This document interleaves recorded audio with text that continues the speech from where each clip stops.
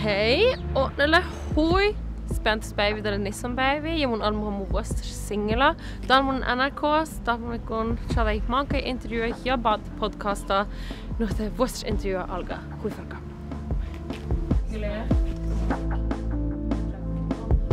Ser på min fancy telefon. Kan jeg legge den sånn her? Da føler jeg meg egentlig veldig gammel, men kul likevel. Ja. Kan jeg sitte sånn her? Som har med seg et lite kontor. Og dere har en ganske heftig uke foran deg. Da står vi sammen tiltalt i Oslo tingrett, og skal sitte en uke i rettssak fordi at vi har aksjonert sivilt ulydig i fjor. Da. Men jeg kjenner at jeg må emosjonelt forberede meg veldig, fordi at vi er det eneste søskenparet. Og jeg er den eneste som skal opp i vitneboksen og se ned på lillesøstera mi som sitter der, og det kjenner jeg sånn, jeg får klump i halsen bare å tenke på det, for det er så heftig, liksom. Ja. Ja. Vær så god. Her er den søt. Herren i den feiringens dag. Där vill NRK-studios kos Monja Sajemos till klient bad med mono ett med podcast om man går så jag det där går med säsonger och tar det i sommar. Og disse sanger går til alle podcastas lærkene eller Gjørgos. Ja, mange land. Alle i Gjørgos. Vi må be så fast deikitas. Hamma, ja dan våre med bässe väl mange deikit och mig. Na.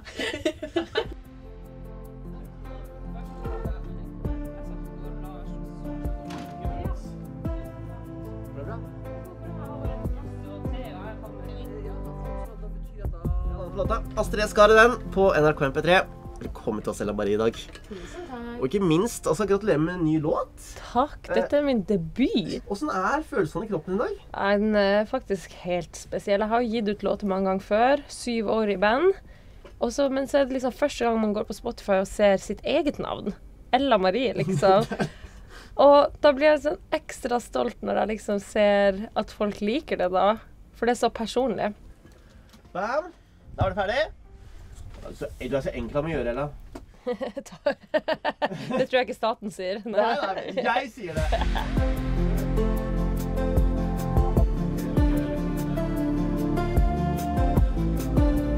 Dalmålen Ollendeik, Jungstordeik og Smungokken Troi, her sånn Odda Sjånga, da oppe den Almolars Nisson Beive Daloin.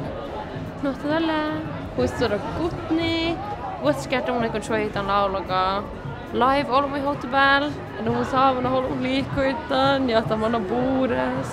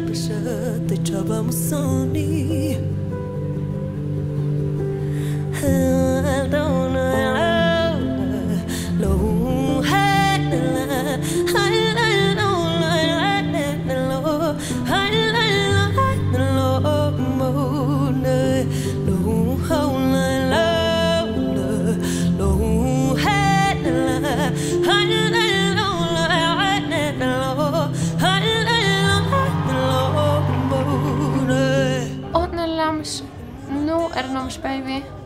Mels. Mun saattaa vaan jahkikin vismaan munen tahkan. Ja dushadana munen almuhan. Muuvas laulaga ja että olemme liikkui tasa.